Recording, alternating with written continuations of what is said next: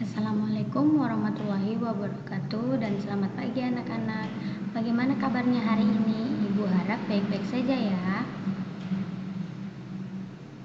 Hari ini kita akan mempelajari transformasi geometri yaitu dilatasi.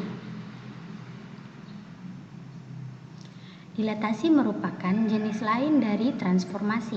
Dilatasi merupakan transformasi yang mengubah ukuran sebuah gambar. Dilatasi membutuhkan titik pusat dan faktor skala. Dilatasi terhadap titik pusat merupakan perkalian dari koordinat tiap-tiap titik pada suatu bangun datar dengan faktor skala sebesar K. Faktor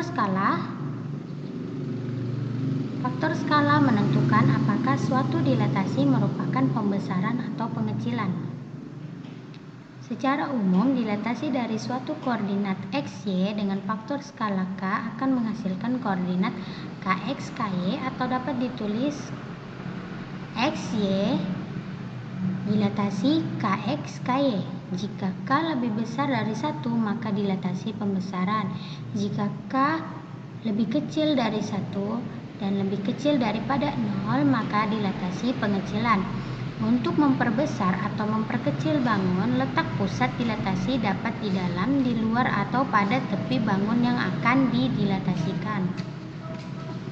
Contoh 1. Dilatasi pada segitiga dengan pusat dilatasi di titik asal. Diketahui segitiga ABC dengan titik sudut masing-masing A 13, B 23, dan C 21. Gambar segitiga ABC dan bayangannya setelah didilatasi dengan faktor skala 3 dengan pusat dilatasi titik awal. Penyelesaiannya, pertama kita tentukan titik sudut ABC-nya. Kemudian karena faktor skalanya 3, maka dituliskan 3X, 3Y. Untuk mendapatkan titik sudut A aksen, B aksen, C aksen, maka kita masukkan nilai X dan Y itu dari tiap-tiap titik ya, yaitu 1 ini sebagai X dan 3 ini sebagai Y. Begitu juga pada titik B dan C sehingga didapatkan titik sudut bayangannya.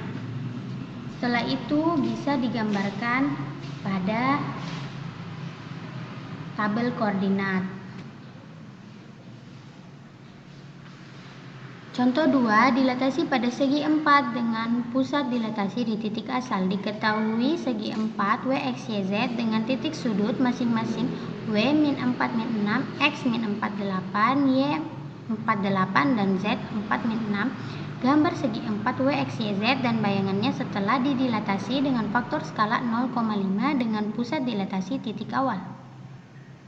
Penyelesaiannya sama seperti contoh 1, kita tentukan titik sudut WXYZ-nya, kemudian diketahui faktor skalanya 0,5, maka dituliskan 0,5X, 0,5Y.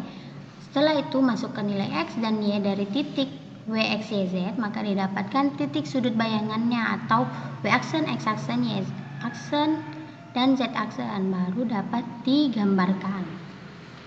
Nah, untuk contoh terakhir, dilatasi pada segi 4 dengan pusat dilatasi di titik P. Persegi panjang KLMN berkoordinat di K 20, L 30, M 32, dan N 22. Tentukan koordinat K aksen, L aksen, M aksen, dan N aksen yang merupakan bayangan dari persegi panjang KLMN setelah didilatasi dengan pusat dilatasi di titik P 14 dan faktor skala 2. Cara penyelesaiannya yaitu kita menggunakan matriks.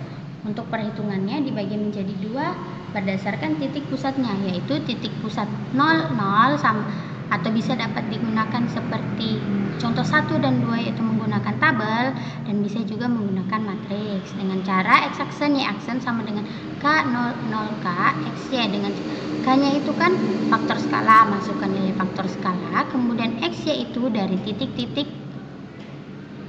bangun datar. Kemudian perkaliannya yaitu baris dikali kolom. Jadi K dikali X ditambah 0 dikali Y. Begitu juga dengan yang di bawahnya. 0 dikali X ditambah K dikali Y.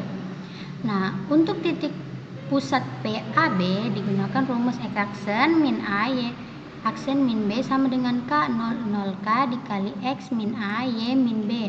Nah, ketika menggunakan rumus yang ini itu dikurangi dulu lalu baru bisa dikalikan, atau kita gunakan rumus X aksen Y aksen sama dengan K 0 K dikali X min A Y min B plus AB. Itu kita kurangkan dulu yang ini, kemudian baru dikali dengan yang di depannya, terus ditambah dengan yang di belakangnya. Nah, langkah 1, tentukan titik bayangan K, L, M, dan N menggunakan cara perhitungan dilatasi menggunakan matriks, sehingga diperoleh titik-titik koordinat bayangan K, L, M, dan N adalah sebagai berikut. K aksen 3 min 4, L aksen 5 min 4, M aksen 5 0, dan N aksen 3 0. Langkah kedua, tentukan titik P dan gambar persegi panjang K, L, M, N pada bidang koordinat. Langkah 3, hubungkan titik-titik K aksen, L aksen, M aksen, dan N aksen sehingga terbentuk persegi panjang K aksen, L aksen, M aksen, dan N aksen. Nah, gambarnya seperti ini ya. Kemudian di sini ada simbol penulisan dilatasi. Berikut simbol yang mewakili penulisan dilatasi. Simbol D dalam kurung 0,3 artinya dilatasi dengan pusat 0,0 dan faktor skalanya K. Simbol D PAB K artinya dilatasi dengan pusat PAB dan faktor skala K. Sekian dari presentasi Ibu akhiri. Wassalamualaikum warahmatullahi wabarakatuh. Jaga kesehatan selama belajar di rumah ya.